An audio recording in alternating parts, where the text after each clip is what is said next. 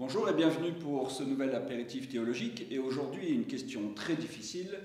Jésus-Christ. Jésus est-il Christ? Christ est-il le nom de famille de Jésus? Oui, pourquoi appelle-t-on Jésus Christ? Et pourquoi? Oui. Alors, moi je vous laisse répondre, James. D'accord, très bien, on se retrouve dans une heure.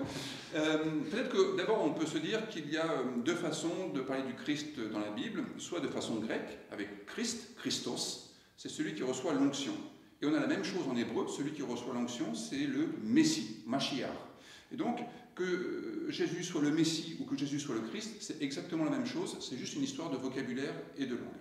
Et du coup, ça nous dit ce qu'est le Christ. C'est d'abord celui qui reçoit une onction d'huile. Vous voyez, c'est l'idée selon laquelle on va s'imprégner de Dieu et Dieu va être au-dedans de nous, ce qui fait que lorsque nous allons vivre, lorsque nous allons agir et même parler, nous allons transpirer Dieu, nous allons suer Dieu en quelque sorte. Et celui qui est défini comme Christ, est-ce qu'il est considéré comme étant à part des autres? Il est à part en ce sens qu'il a une vocation particulière, il va interpréter à sa manière, il va incarner à sa manière l'espérance de Dieu. Mais il n'est pas séparé au sens où il serait d'une autre nature que vous et moi, par exemple. Jésus est tout à fait homme, comme vous l'êtes et que je le suis également. Ce qu'on peut aussi constater, c'est que Jésus n'est pas le seul à être nommé Messie ou Christ dans la Bible. On commence avec Saül, puis David, Salomon, les rois d'Israël sont des Messies.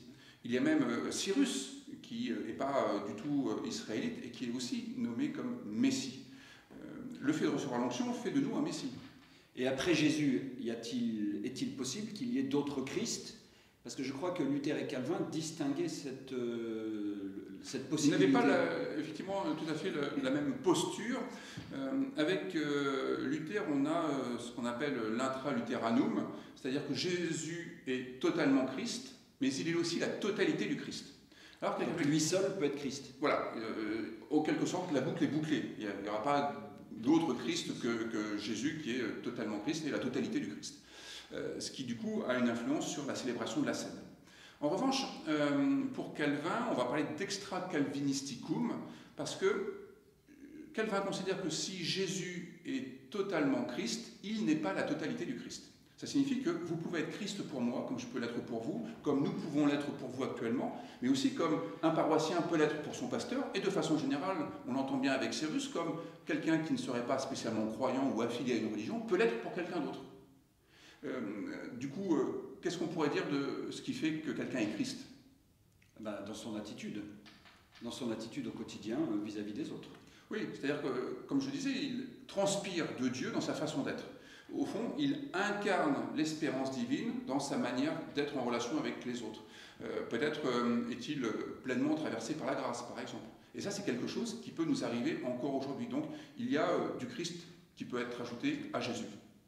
Bon, eh bien, soyons Christ les uns pour les autres pour ce week-end, et puis on se retrouve la semaine prochaine. Bon week-end et à lundi. Bon courage, au revoir.